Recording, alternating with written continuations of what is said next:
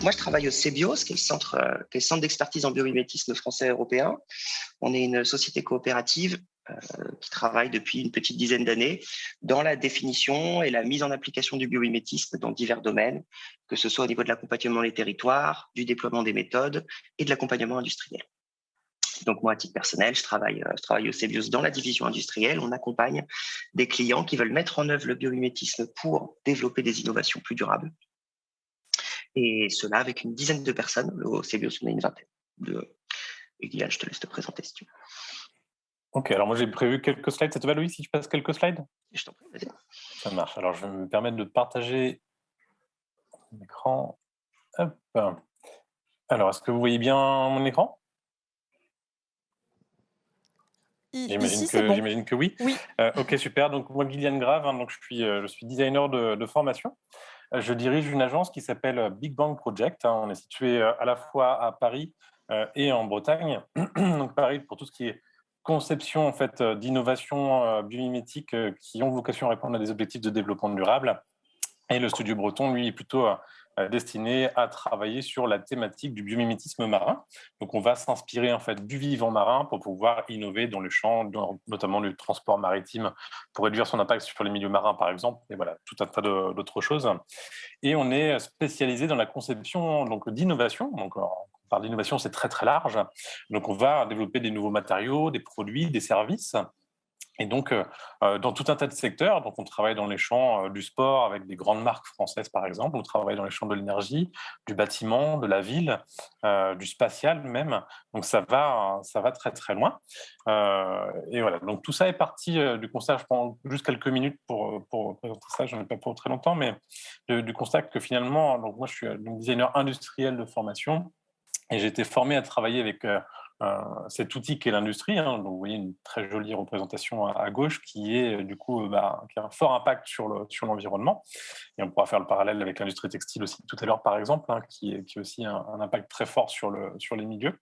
Et du coup, une passion pour la biologie en fait depuis tout petit, qui m'a mené à voir comment est-ce que justement on pouvait imaginer de nouvelles pratiques de design qui vise à repenser les modes de conception, les modes de production et les modes de consommation qui soient plus respectueux de l'environnement et de la société.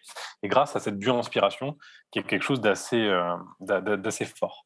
Je me permets de détailler un petit peu via un petit exemple que l'on voit ici. Donc ici, on voit un exosquelette d'une éponge de mer qui s'appelle Euplectella aspergillum, qui est une éponge, qui est un squelette qui est fait en verre dans l'eau. C'est assez incroyable. Et ce squelette-là est fait à partir de ressources locales, dans une chimie en fait qui est basée sur l'eau, donc compatible avec le vivant à partir de constituants bénins. C'est fait dans des conditions de température, dans des conditions de pression ambiante. Et ça, du coup, Michel précisera un petit peu tout ça tout à l'heure dans son introduction au biomimétisme. C'est fabriqué par ajout de matière et non pas par enlèvement de matière. C'est recyclable, c'est évolutif, etc. Et finalement, en fait, ce qu'on appelle des principes du vivant peuvent devenir des principes de conception pour les designers pour pouvoir imaginer, concevoir différemment les objets qui nous entourent. Et ça, c'est vraiment en fait ce qu'on cherche à faire dans l'agence, c'est de dire comment est-ce que les 1,23 million d'espèces connues et décrites aujourd'hui peuvent nous inspirer de nouvelles manières de faire et de faire différentes choses à différentes échelles, parce qu'on le verra tout à l'heure, on peut aller fouiller le vivant à différentes échelles. Comme on le voit en bas, on peut regarder le vivant à l'échelle de la matière ou de la structure, à l'échelle des organes, de l'organisme, ou des interactions au sein d'une même communauté d'espèces, ou au sein d'interactions entre différentes communautés d'espèces au sein de l'écosystème.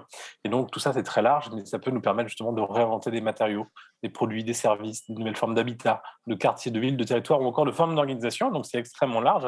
Et on verra comment justement aussi même la mode peut être aussi concernée par cette approche. Mais ce qu'il y a à retenir, c'est qu'effectivement, CBIOS, Big Bang, etc., on est habitué à travailler, à faire un voyage multi-échelle dans le vivant pour pouvoir aussi imaginer des innovations qui, elles aussi, vont s'incarner à différentes échelles. Donc voilà, donc très rapidement, on conçoit et on développe nos propres outils pour aller explorer le vivant. Donc le CBIOS, c'est un programme qui s'appelle Biomig. Nous, on en a un aussi plus modeste qui s'appelle Okagaya, où on développe justement une petite fouille de la donnée biologique pour les designers, qui nous permet justement d'aller explorer le vivant à différentes échelles pour pouvoir trouver des super sources d'inspiration pour nous inspirer de tout ça, et qu'on va ensuite appliquer à différents secteurs. Donc ce que vous voyez ici, c'est une enceinte dont les cellules solaires sont bio-inspirées, inspirées du processus de photosynthèse qui permet de réduire son impact sur l'environnement, par exemple. Ici, une bouilloire Donc, 4 inspirations de vivant permet de réduire de 60% son impact environnemental. Donc, voilà, je ne vais pas m'étendre sur les exemples parce que ce n'est pas le sujet là, mais en tout cas, voilà, ça vous permet de voir un petit peu à quelles échelles on travaille. Et voici, du coup, on travaille aussi des fois avec le vivant, certains micro-organismes qui nous permettent de transformer des déchets organiques pour produire des objets flambant neufs dans l'habitat, par exemple. Donc voilà, c'est très large. On pourra revenir aussi sur comment est-ce qu'on peut s'inspirer du vivant, mais comment est-ce qu'on peut aussi collaborer avec le vivant dans cette logique justement de réduction de l'empreinte de l'homme sur l'environnement. Voilà pour la petite présentation.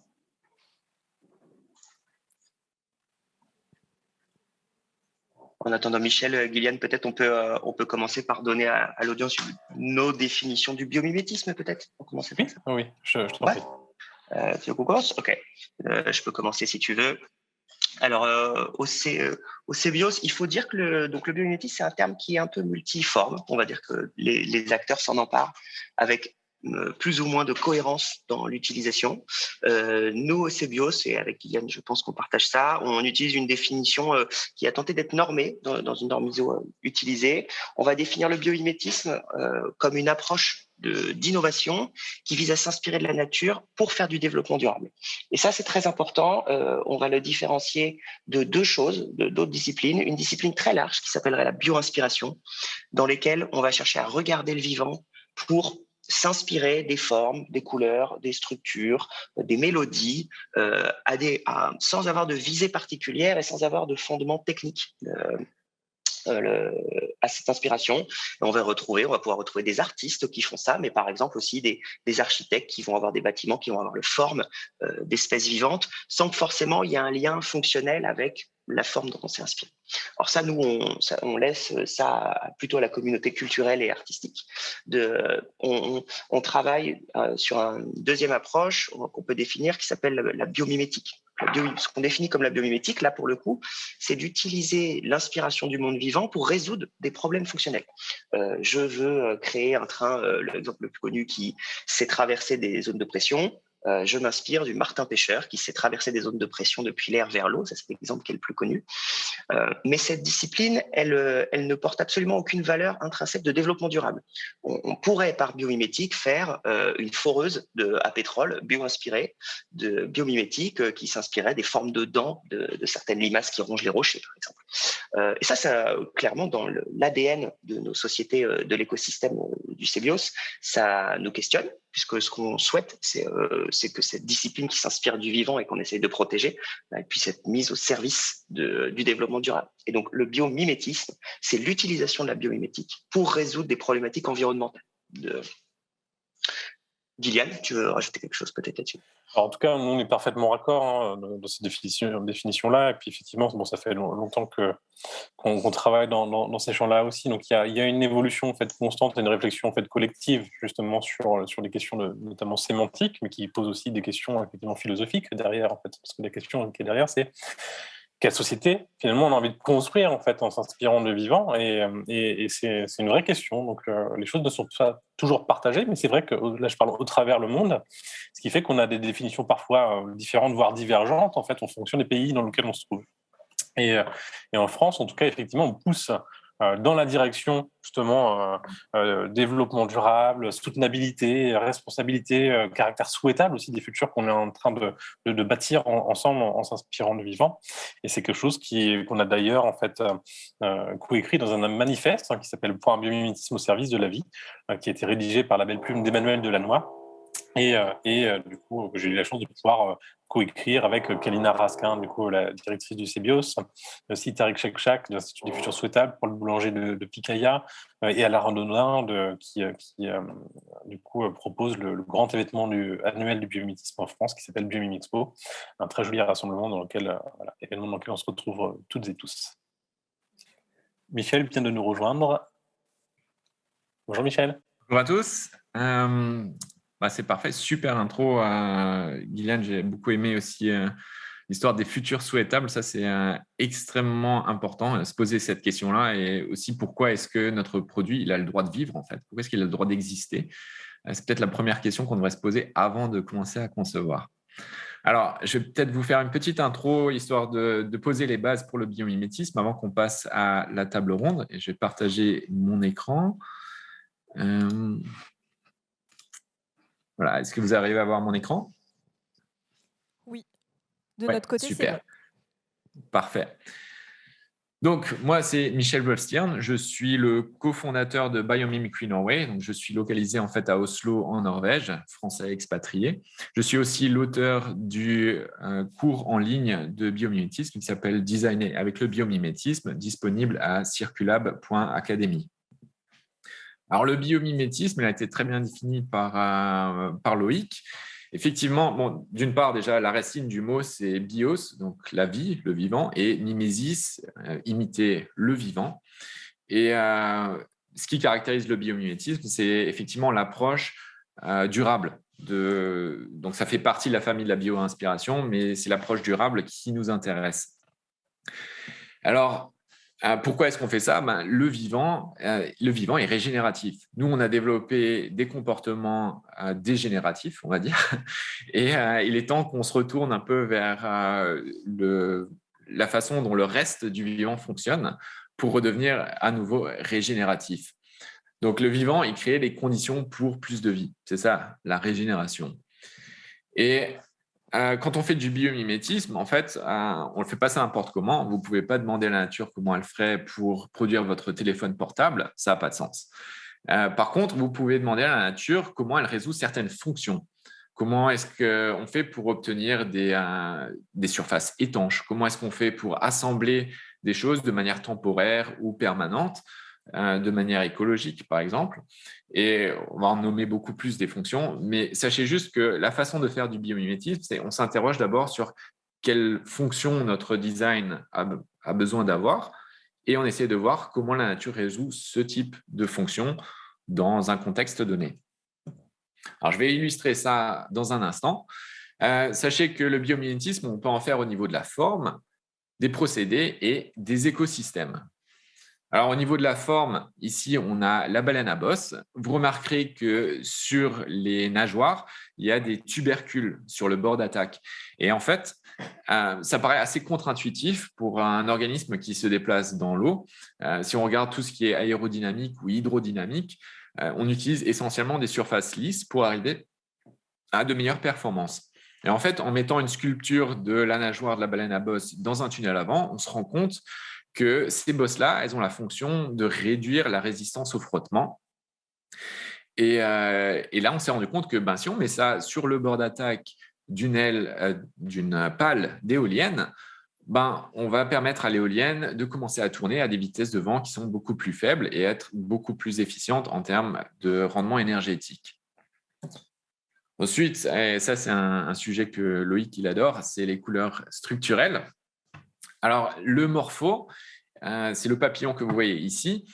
Les couleurs que vous voyez sont le résultat de la microstructure de la surface de l'aile et non pas le résultat de pigments. Donc, c'est un processus d'interférence qui résulte de la microstructure. Et c'est assez intéressant parce que ça veut dire qu'on n'est pas obligé d'utiliser des produits chimiques pour générer de la couleur. On peut faire ça au niveau de la forme.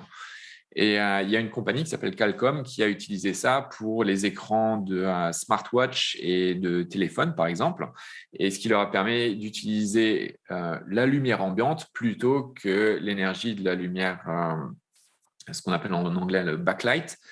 Et donc, il y a beaucoup plus d'efficience énergétique dans leurs écrans.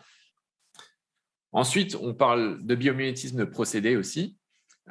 Vous avez tous déjà ramassé des pommes de pin. Quand elles sont au sol, généralement, elles sont fermées et vous les ramenez chez vous et là, elles commencent à s'ouvrir. Pourquoi? Elles répondent à des changements d'humidité.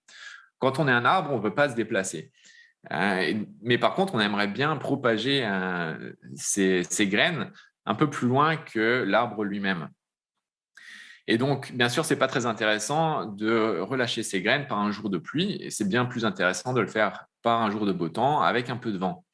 Et donc, comme vous voyez sur la deuxième photo, la pomme de pin, ces écailles, en fait, elles ont plusieurs couches, et la couche interne et la couche externe ont des réactions différentes à l'humidité. Donc, il y en a une qui va se rétracter plus rapidement que l'autre quand il y a moins d'humidité, ce qui va créer une tension sur l'écaille et provoquer son ouverture.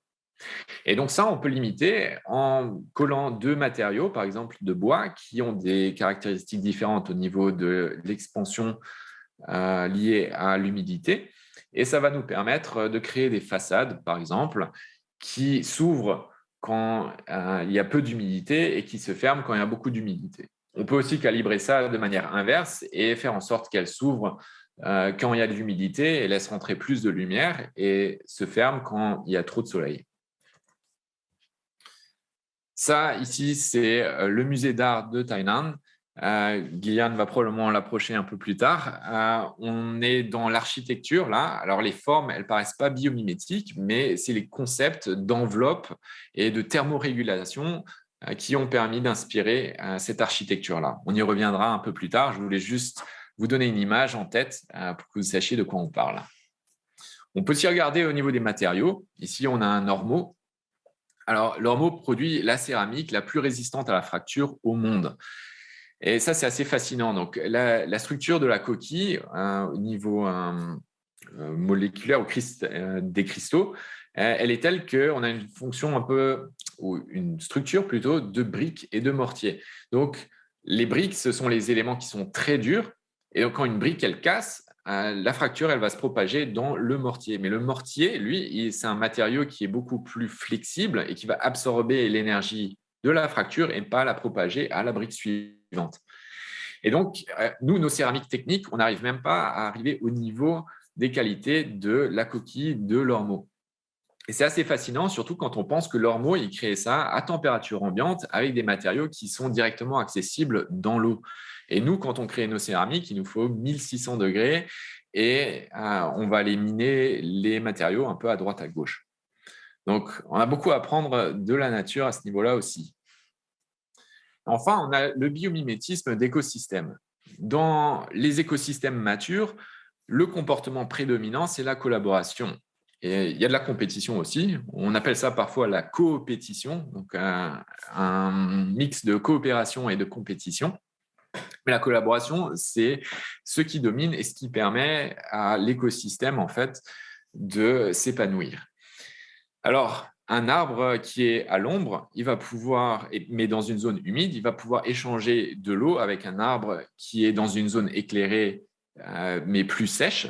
Et l'arbre qui est dans cette zone-là, il va pouvoir échanger ses sucres en contrepartie, qui sont issus de la photosynthèse, via un réseau souterrain qui est le mycélium. Le mycélium, c'est un peu la racine des champignons, ou plus correctement, le champignon, c'est le fruit du mycélium. Et le mycélium, lui, prend sa petite taxe dans la transaction, ce qui lui permet aussi de vivre et de s'épanouir. Mais c'est une logique qui est très dominante dans la nature. Et cette interaction entre les espèces, donc ça peut être aussi pas au sein de la même espèce, mais entre espèces également. Et ça, c'est assez intéressant. Alors, bien sûr, quand on applique cette philosophie au niveau industriel, on peut avoir des symbioses industrielles, comme ici à Kalundborg, où au départ, on avait 12 entreprises qui ont décidé de collaborer et d'échanger de l'énergie, de l'eau et des matériaux, ce qui leur permettait d'économiser énormément à ce niveau-là et d'être plus performantes. Mais aussi, bien sûr, la conséquence, c'est que l'empreinte carbone, elle est très, très diminuée. Aujourd'hui, on a plus d'une soixantaine d'entreprises sur le site, ce qui leur permet d'être beaucoup plus efficientes et compétitives que si elles étaient par elles-mêmes sur différents sites. Alors, l'économie circulaire, c'est aussi pour moi une forme de biomimétisme parce que dans la nature, le concept de déchet n'existe pas vraiment. Là, vous voyez le scarabée bousier qui roule sur une boule de bouse de vache, en fait. Et la bouse, bien sûr, c'est un déchet pour la vache. Par contre, pour le scarabée, c'est super utile parce qu'il va pouvoir y mettre ses œufs et en se décomposant, la bouse, elle va générer de la chaleur, ce qui va être très propice aux larves et leur donner aussi accès à des nutriments. Et donc, bien sûr, quand tout ça se décompose au final dans le sol, ça va aussi régénérer le sol. Et donc, c'est comme ça qu'il faudrait qu'on pense l'économie circulaire, comment optimiser la valeur et faire en sorte que ce qu'on rejette dans un organisme, ça a énormément de valeur pour un autre organisme de notre écosystème. Alors, je vais finir par les organisations. Vous avez tous vu le balai des étourneaux dans le ciel. Et c'est fascinant de penser qu'il n'y a pas un seul leader là-dedans. Il n'y a personne qui a le contrôle de où va ce nuage-là.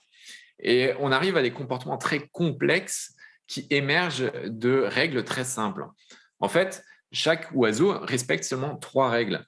La première, bien sûr, n'entre pas en collision avec tes voisins les plus proches. La deuxième, ne t'éloigne pas trop de tes voisins les plus proches. Et la troisième, déplace-toi dans la direction moyenne du déplacement de tes voisins les plus proches. Donc, chaque étourneau garde dans son collimateur, si on veut, à peu près 7 de ses voisins et ne se préoccupe pas de l'ensemble et n'essaie pas de diriger l'ensemble. Et ça, c'est assez fascinant. Et il y a des entreprises, comme en France, on a Favi, qui a créé des pièces pour les voitures et qui utilise ce concept d'auto-organisation.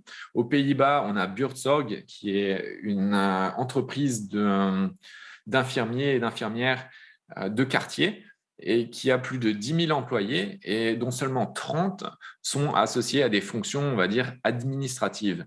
Et il n'y a pas de relation de chef, si on veut. C'est plus des concepts d'auto-organisation qui ont été implémentés et qui permettent à ces entreprises d'être super efficientes. On trouve ça souvent dans la nature aussi chez les insectes sociaux, comme les essaims d'abeilles ou les termites ou les fourmis.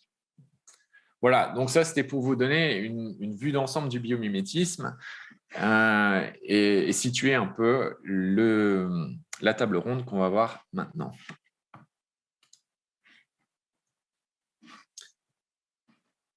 Alors, Gillian, est-ce que tu as peut-être envie de revenir vite fait sur la thermorégulation et l'architecture? Alors, pas forcément sur cet exemple-là, mais peut-être de manière générale, effectivement, c'est vrai que on le voit en fait dans le design, dans l'ingénierie, dans l'architecture, etc. Aujourd'hui, en fait aussi, on commence. Alors, le biomimétisme, c'était souvent au début un sujet qui était plutôt matériaux. C'était une porte d'entrée assez évidente. Et c'est vrai que plus le temps a passé, plus les gens ont commencé à regarder justement ces différentes échelles jusqu'à, comme Michel le présentait, du coup, arriver jusqu'à penser de nouvelles formes d'organisation au sein des entreprises, par exemple. Enfin, bon, voilà, du coup, c'est très large. Et aujourd'hui, il y a de plus en plus de projets qui s'intéressent aussi à l'aspect systémique. Donc, on va repenser les façons d'organiser les villes, les zones industrielles, etc., pour pouvoir justement réduire l'impact sur l'environnement, mais en même temps aussi, il y a un intérêt aussi économique qui est certain aussi là-dedans. Donc les choses se font en général plutôt intéressantes, se font en bonne intelligence et de manière locale aussi, ce qui est extrêmement intéressant. Sur l'échelle de l'architecture, il y a un mouvement qui est arrivé aussi, qui consistait à repenser aussi les enveloppes des bâtiments, parce que les bâtiments aujourd'hui sont conçus pour répondre seulement à quelques fonctions. Donc, isoler le son, isoler pour garder la température à l'intérieur, isoler visuellement, etc., puis pour nous permettre d'habiter. Sauf que du coup, quand on regarde le fonctionnement des enveloppes dans le vivant, par exemple, alors quand on parle d'enveloppe, du coup, on va parler d'interface plutôt, comme la membrane des cellules, la peau, différentes choses comme ça, qui répondent en fait à énormément de fonctions. Et du coup, ces différentes fonctions, on peut s'en inspirer pour repenser la façon dont on conçoit les enveloppes, donc les peaux des bâtiments. Il y a aujourd'hui pas mal de recherches qui a été effectuées à ce niveau-là, et dont des fonctions de thermorégulation qui sont adressées par pas mal d'architectes. On pourrait aussi parler de l'Eastgate Center au Zimbabwe, qui est un bâtiment qui a été conçu par Mike Pierce, qui s'inspire du fonctionnement et de l'architecture des termitières pour pouvoir justement avoir une thermorégulation passive au sein des bâtiments. Et du coup, il a cherché à reproduire en tout cas tout ça pour pouvoir justement faire en sorte de limiter la consommation d'énergie pour pouvoir thermoréguler dans un bâtiment situé au Zimbabwe, ce qui a permis de réduire drastiquement en fait, la consommation énergétique. Mais du coup, aujourd'hui, on est dans cette tendance aussi. On va chercher à augmenter de nouvelles fonctions bio-inspirées des bâtiments tout en participant à réduire l'impact environnemental, voire même, pour certains exemples, à régénérer le milieu dans lequel en fait, le bâtiment s'inscrit. Ouais, et on peut aussi ajouter, si tu parles d'enveloppe, le côté emballage. Finalement, ça aussi, ce sont des enveloppes et voir comment la nature, elle crée ce genre d'emballage, notamment au niveau des matériaux aussi. Et c'est des emballages qui sont souvent très fonctionnels, la peau d'une orange ou la coquille d'œuf. C'est extrêmement fonctionnel. Et tout en respectant, bien sûr, la durabilité. Oui, exactement. Alors, du coup, typiquement, on travaille aussi de plus en plus à l'agence sur des projets de packaging bio-inspiré pour plein de secteurs différents.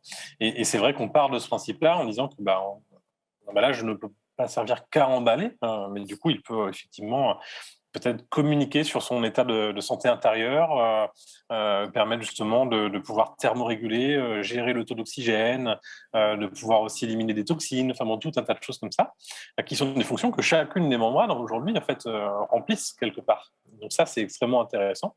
Et on pourrait faire même le parallèle, parce que c'est pour une porte d'entrée pour les mondes de la mode justement, et puis le textile par exemple, en disant finalement, ce qui nous revêt, ce que nous revêtons justement pour nous protéger, nous habiller, etc., pourrait être augmenté de nouvelles fonctions, mais réalisées justement de manière complètement différente.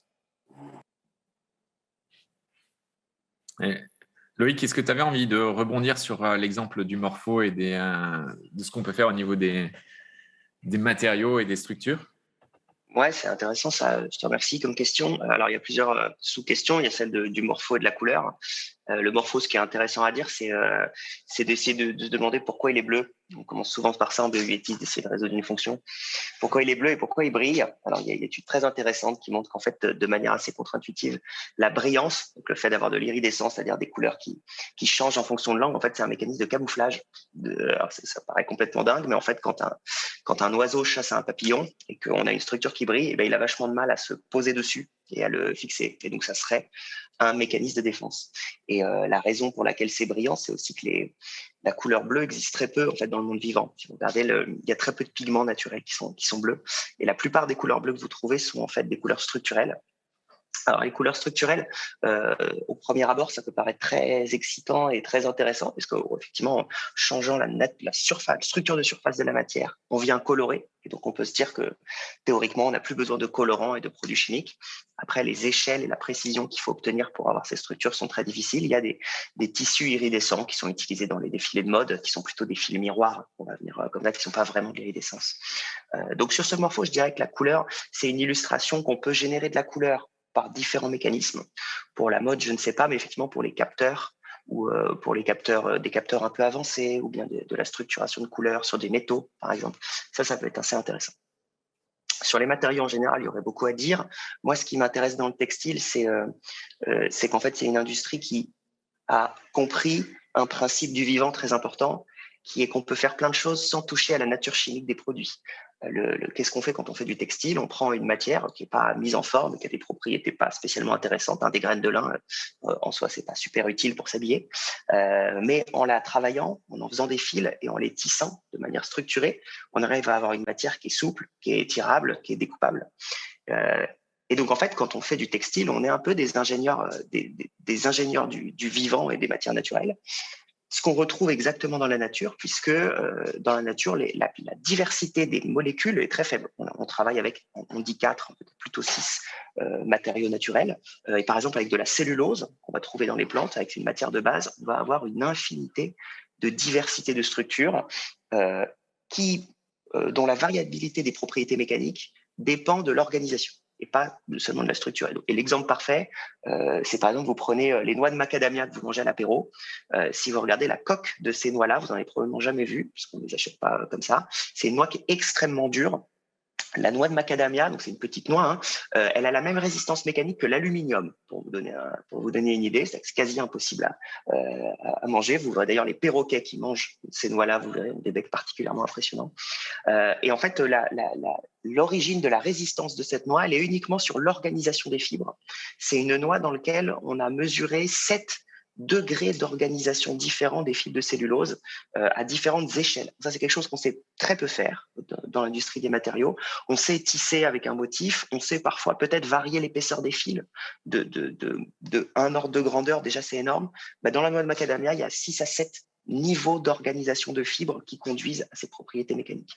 Et là, dans ce cas-là, c'est utilisé pour la résistance mécanique, mais ça peut être également utilisé pour générer de l'isolation thermique ou d'autres exemples. Et donc, la notion de textile, en fait, est assez compatible dans l'innovation avec observer le vivant. On peut aller observer les structures, on peut observer les géométries de matière qui conduisent à des propriétés intéressantes. Gillian, je ne sais pas si tu as un exemple particulier à donner sur ce thème-là. Oui, effectivement, du coup, il y a des choses. Donc, aujourd'hui, il commence à y avoir des sociétés aussi qui sont capables de produire de la soie d'araignée de synthèse, qui est extrêmement intéressante aussi du point de vue de la résistance. Donc, en même temps très résistant, mais en même temps très élastique aussi. Et du coup, aujourd'hui, quelques sociétés au Japon, aux États-Unis, en Allemagne sont capables aujourd'hui d'en produire.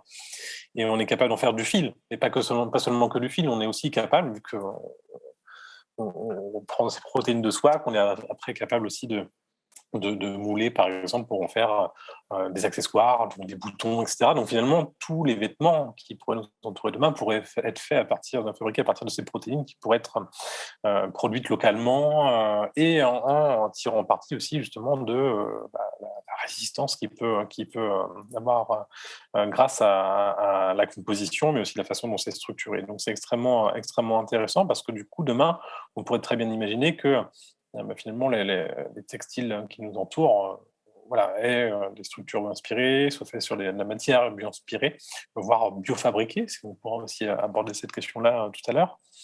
Du coup, remplir des nouvelles fonctions, donc être dynamique ou actif, on peut parler de ça aussi.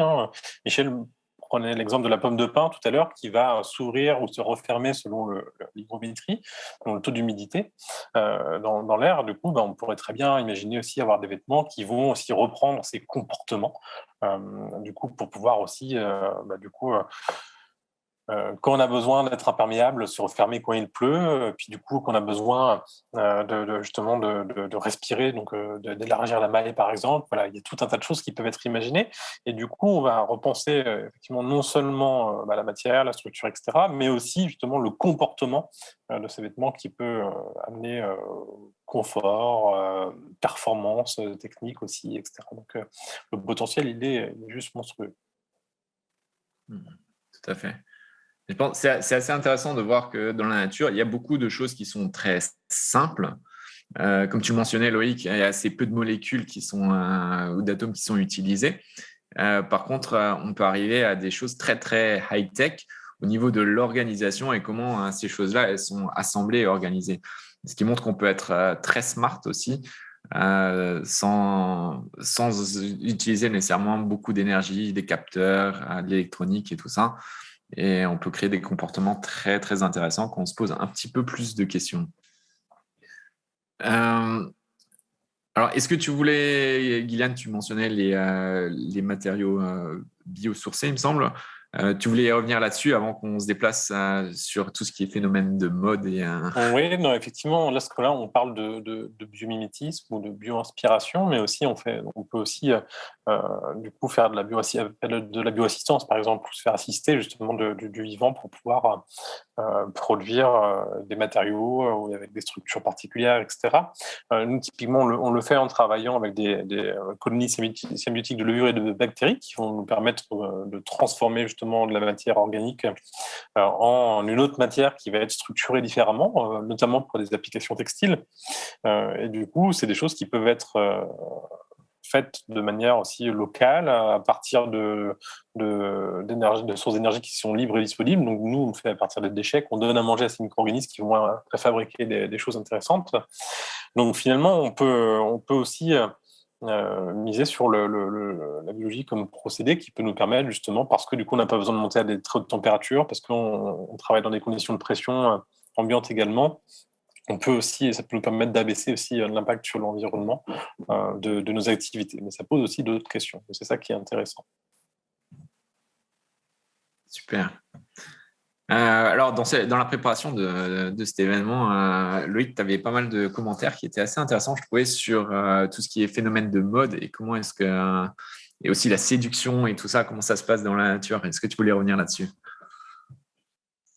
Oui, effectivement, si c'était l'aspect de la mode, on s'est beaucoup posé la question de est-ce qu'on parlait uniquement de textile et d'habillement ou est-ce qu'on suivait l'ordre du jour de la conférence qui était sur la mode. Et je trouve que ça, c'est important de faire la distinction entre les deux. Jusqu'à présent, on a parlé, nous, d'habillement, de solutions techniques. Pourquoi on s'habille? Pour avoir chaud, pour pas être mouillé, pour pas être tout nu. Ça, c'est notre problème. Et tout ça, c'est des questions très techniques auxquelles le biomimétisme répond très bien. Comment on structure de la matière pour isoler de la chaleur.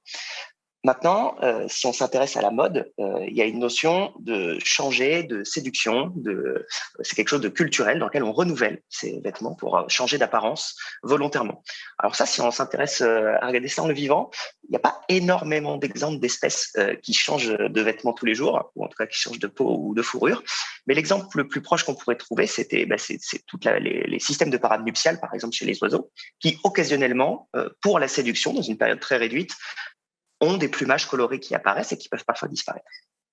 Et ça peut nous interroger sur notre relation un petit peu aux vêtements, soit comme enveloppe technique qui nous protège, soit comme source de modification. Et par exemple, une des leçons qu'on pourrait tirer, c'est que si pour faire quelque chose de coloré, il n'y a pas besoin de changer le vêtement en entier. Il y a besoin de changer peut-être quelques plumes qui deviennent colorées. Et ça, aujourd'hui, je vois assez peu cette notion dans l'habillement de dire, en fait, peut-être que pour l'habillement et la mode, il faudrait juste changer quelques parties, la customisation des vêtements, peut-être qui permettrait d'avoir une base technique fonctionnelle. Là où par contre on trouve des changements de pelage et de fourrure qui sont complètement techniques, passer d'une fourrure isolante à une fourrure légère en été, ça c'est des choses techniques qu'on fait tous les jours en mettant un manteau. Mais je dirais que ça interroge aussi la recyclabilité, la nécessité d'avoir tout le temps du nouveau matériel qui est généré et comment on recycle ces choses-là et on rentre dans la dynamique d'économie circulaire. Je ne sais pas toi, Gillian, qu'est-ce que ça t'inspire de particulier ça, mais...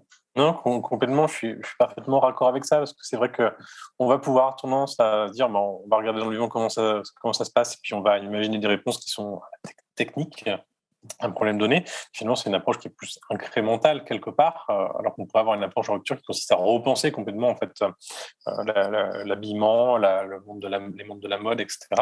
En réimaginant tout ça, et du coup, ça nous permettrait d'avoir. Et je pense que effectivement, là, c'est une approche aussi peut-être très créative quelque part aussi, qui nous permettrait d'aller un petit peu plus loin. Et du coup, voilà, c'est encore un cran au-dessus dans la réflexion. Et ça mériterait justement de la pousser pour pouvoir faire démonstration de ce que ça pourrait amener dans la société. Je pense que c'est assez intéressant la réflexion que tu faisais, Loïc.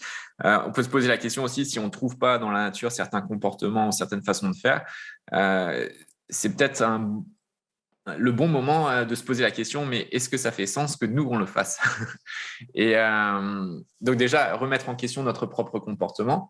Mais après aussi, si on suppose que, OK, on est obligé d'avoir ce phénomène de mode et tout ça, on peut se poser la question, comment est-ce qu'on s'inspire du vivant pour intégrer ça dans la façon dont on fait les choses. Et effectivement, il y a des changements de plumage, il y a l'art de la séduction, il est très, très varié et très créatif dans la nature.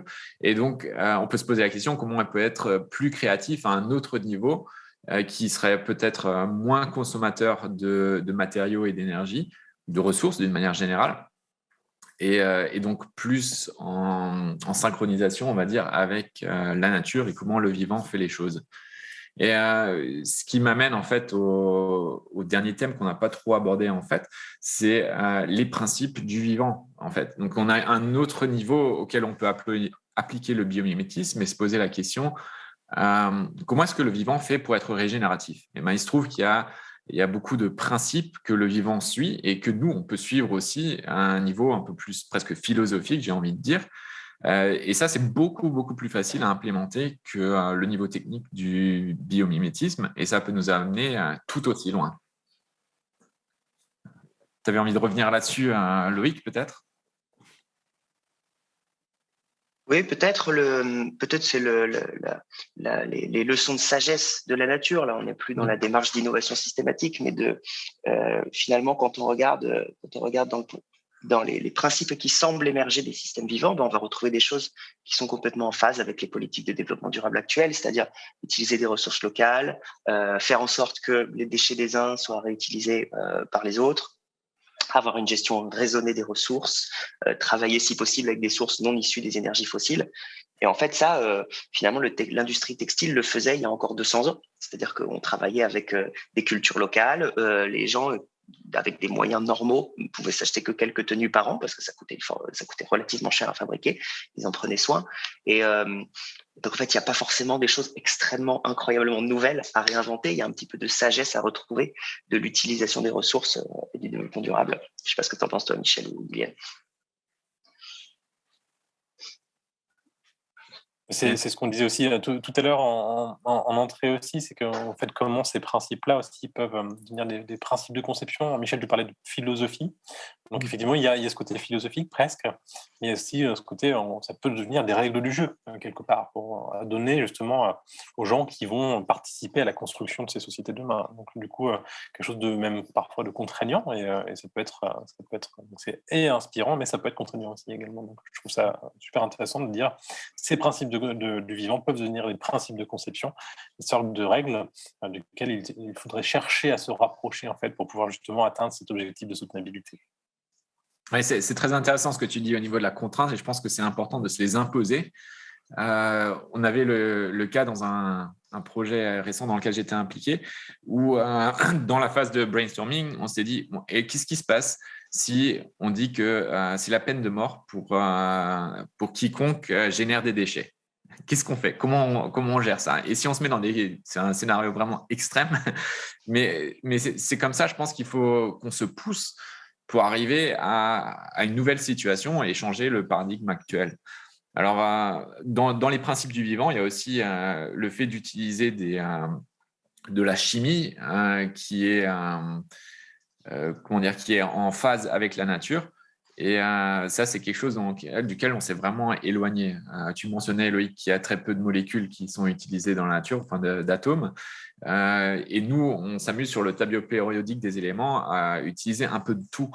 Et ça, c'est pas très malin a priori. Donc, on pourrait se poser plus de questions sur comment implémenter tout ça.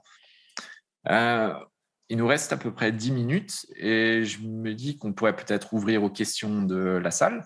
C'est une très bonne idée d'enchaîner avec les questions, c'est ce que j'allais dire. Est-ce qu'il y a des questions parmi le public ici ou en ligne? Alors, en ligne, je ne sais pas, on viendra me voir s'il y en a, mais est-ce que dans la salle, il y a des questions pour nos intervenants?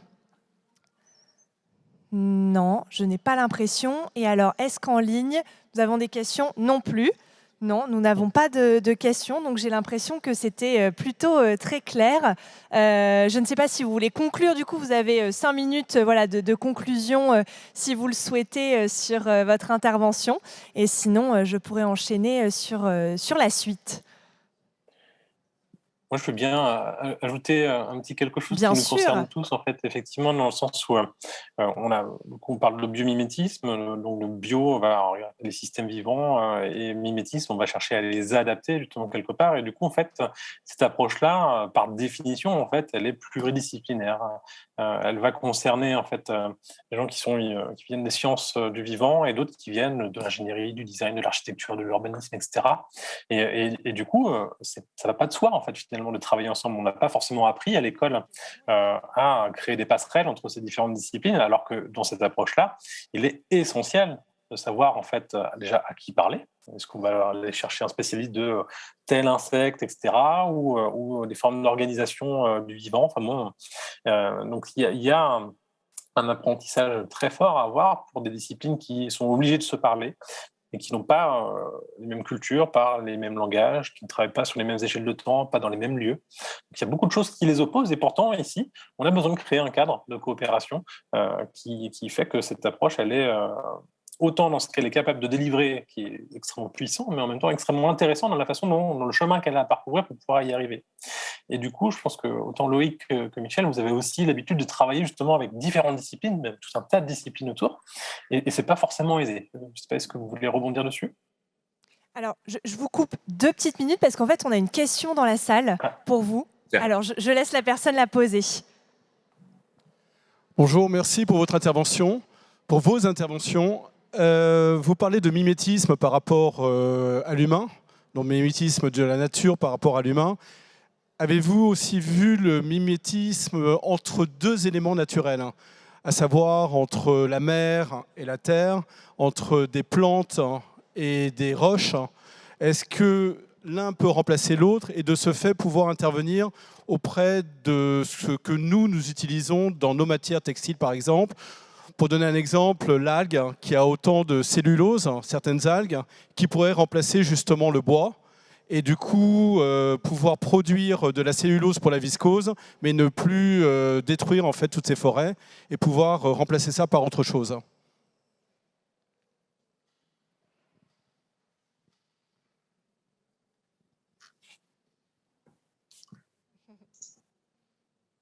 Guyliane, tu veux tenter une réponse? Vas-y Loïc, puis je peux essayer.